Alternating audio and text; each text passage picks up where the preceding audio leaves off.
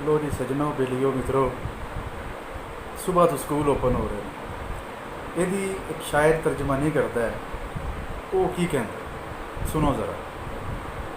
बस्ता वेख किताबां लभो, टाई बूट जुराबां लभो। बस्ता वेख किताबां लभो, टाई बूट जुराबां लभो। खोली चले ने स्कूल, उठेगा हुण ढिड विच सूल।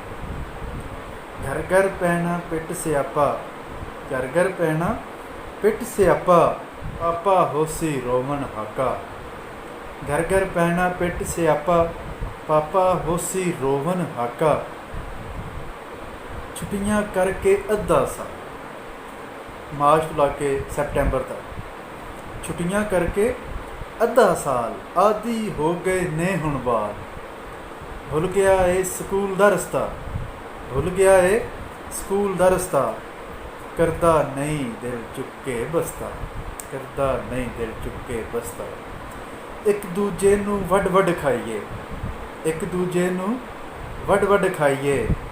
दिल नहीं करदा पढ़ने जाइए, दिल नहीं करदा पढ़ने जाइए। वैगन दे विच पैर न धरिए, हाय ओ रब्बा हुण की करिए। वैगन दे विच पैर न धरिए, हाय ओ रब्बा हुण की करिए। उर्दू साइंस हिसाब जे भुल्ले, एक एक असी किताब जे भुल्ले। उर्दू साइंस हिसाब जे भुल्ले, एक एक असी किताब जो भुल्ले। निकलन साडे मन विचों हावां, निकलन साडे मन विचों हावां। मौला लै चल दूर बुलावां। ये स्कूल वाली। निकलन साडे मन विचों हावां, मौला लै चल दूर बुलावां। मुड़ के कदी आए ना करोना।